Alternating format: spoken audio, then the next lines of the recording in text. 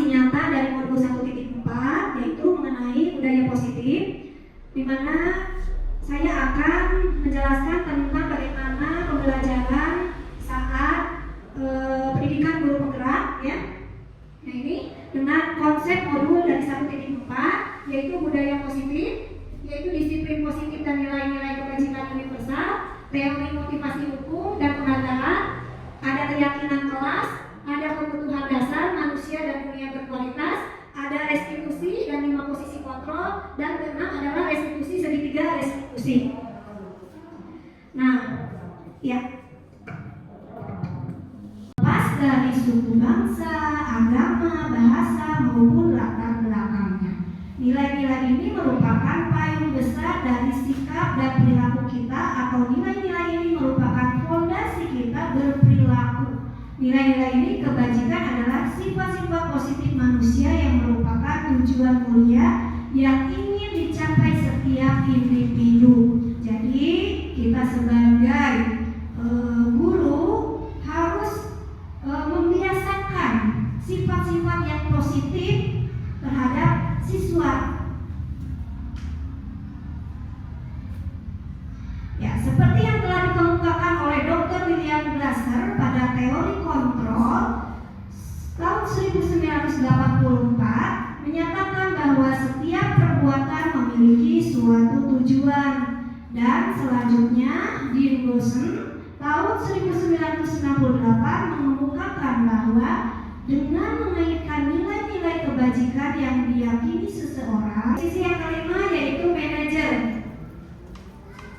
Posisi terakhir, manajer adalah posisi di mana guru berbuat sesuatu bersama dengan murid, mempersilahkan murid mempertanggungjawabkan perilakunya, mendukung murid agar dapat menemukan solusi atas permasalahannya. Seorang manajer telah memiliki keterampilan di posisi teman maupun pemantau, dan dengan demikian bisa jadi di waktu-waktu tertentu kembali kepada kedua posisi tersebut bila diperlukan. Namun bila kita menginginkan murid-murid kita menjadi manusia yang merdeka, mandiri, dan bertanggung jawab, maka kita perlu mengacu kepada restitusi yang dapat menjadikan murid kita seorang manajer bagi dirinya sendiri. Di manajer, murid diajak untuk menganalisis kebutuhan dirinya maupun kebutuhan orang lain. Di sini penekanan bukan pada kemampuan membuat konsekuensi, namun dapat berkolaborasi dengan murid bagaimana memperbaiki kesalahan yang ada. Seorang manajer akan berkata seperti ini, apa yang kita yakini, berarti dikembalikan lagi ke keyakinan kelas. Apakah kamu meyakininya? Jika kamu meyakininya, apakah kamu bersedia memperbaikinya? Jika kamu memperbaiki ini, hal ini menunjukkan apa tentang dirimu? Apa rencana kamu untuk memperbaiki hal ini? Tugas seorang manajer bukan untuk mengatur perilaku seseorang. Kita membimbing murid untuk dapat mengatur dirinya. Seorang manajer bukan memisahkan murid dari kelompoknya, tapi mengembalikan murid tersebut ke kelompoknya dengan lebih baik dan kuat.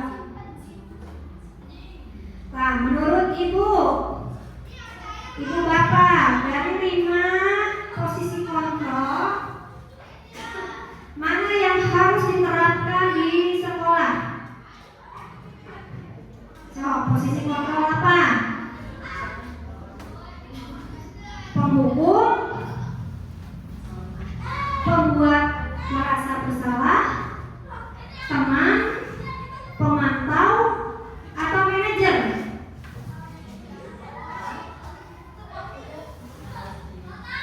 Ya, betul, manajer. Karena di pembuat posisi kontrol manajer ini, jadi kita bisa menggali peserta didik itu untuk menemukan jalan keluar dari masalah tersebut, sehingga peserta didik itu akan merasa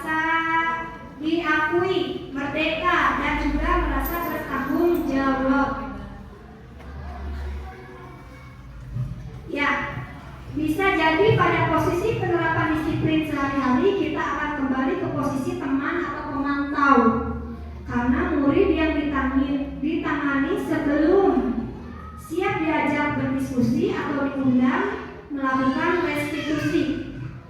Namun perlu disadari tujuan akhir dari 5 posisi kontrol seorang guru adalah pencapaian posisi manajer. Berarti yang diambil adalah manajer, di mana di posisi inilah murid dapat menjadi pribadi yang mandiri, yang merdeka, yang bertanggung jawab atas segala perilaku dan sikapnya, yang pada akhirnya dapat menciptakan lingkungan yang positif, nyaman, dan aman.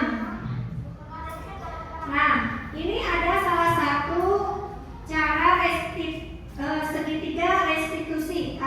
Ibu bapak bisa menerapkan di sekolah, ya.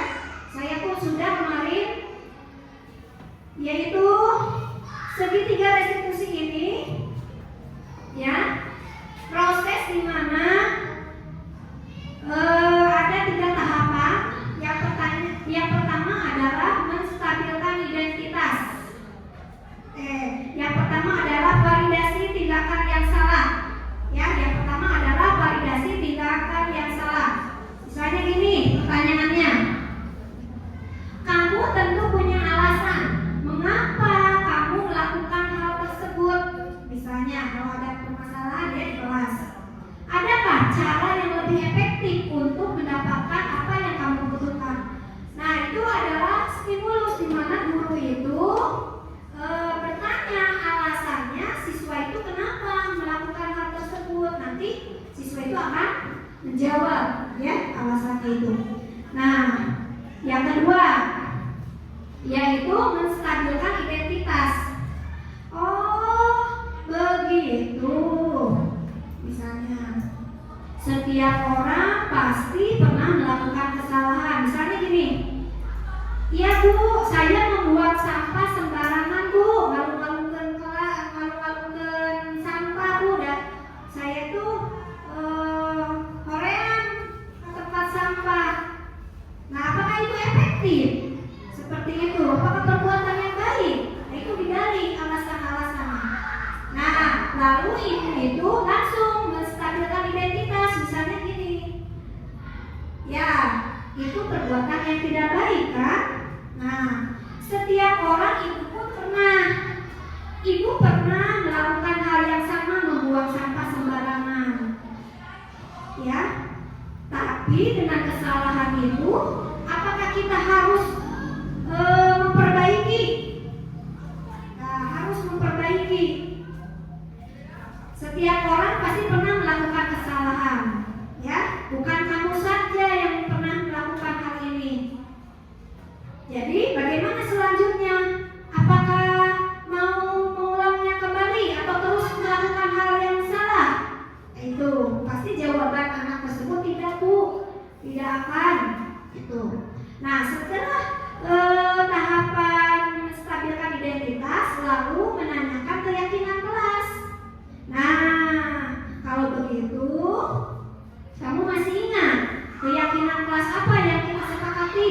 Oh iya Bu, bahwa disepakati di kelas itu tidak membuang sampah sembarangan. Nah, apakah itu sesuai dengan perbuatan kamu? Nah, jadi ibu bapak bisa menanyakan kembali tentang kesepakatan kelas yang dibuat oleh bersama. Nah, itu ya, itu segitiga restitusi. Jadi ibu bapak bisa menerapkan di kelas ya. Nah, itu dengan pertanyaan seperti itu. Nah, selanjutnya menstabilkan identitas. Bagian dasar dari segitiga bertujuan untuk mengubah identitas anak dari orang yang gagal karena melakukan kesalahan menjadi orang yang sukses. Anak yang melanggar peraturan karena sedang mencari perhatian adalah anak yang sedang mengalami kegagalan.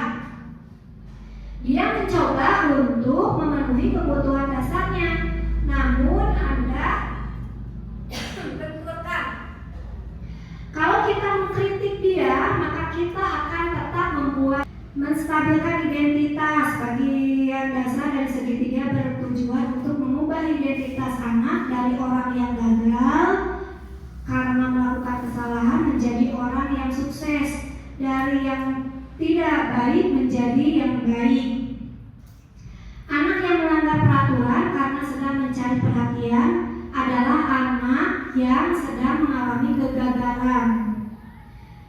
mencoba untuk memenuhi kebutuhan dasarnya, namun ada benturan. Kalau tidak mengkritik dia, maka kita akan tetap membuatnya dalam posisi yang gagal. Kalau kita ingin ia menjadi reflektif, maka kita harus meyakinkan anak dengan cara mengatakan kalimat-kalimat seperti ini. Berbuat salah itu tidak apa-apa, Nak. Tidak ada manusia yang sempurna. Saya juga pernah melakukan kesalahan seperti itu. Kita bisa menyelesaikan ini. Bapak Ibu tidak tertarik mencari siapa yang salah, tapi Ibu ingin mencari solusi dari permasalahan ini. Kamu berhak merasa begitu. Apakah kamu sedang menjadi teman yang baik buat dirimu sendiri? Nah itu, jadi kalau ada anak yang berbuat salah, yaitu harus menstabilkan identitas. Nah, dari tadi materi yang sudah saya sampaikan, alhamdulillah tadi sudah berbagi praktik tentang 5 posisi kontrol dan bagaimana segitiga restitusi. Mudah-mudahan Ibu, Bapak bisa mengaplikasikan di kelas ataupun di sekolah. Terima kasih Ibu, Bapak, guru hebat. Mudah-mudahan kita bisa menjadi guru yang lebih baik lagi, yang bisa menjadikan budaya positif yang baik, berperilaku yang baik, dan juga mengontrol emosi. Ya, terima kasih. Assalamualaikum warahmatullahi wabarakatuh. Waalaikumsalam warahmatullahi wabarakatuh. Assalamualaikum warahmatullahi wabarakatuh.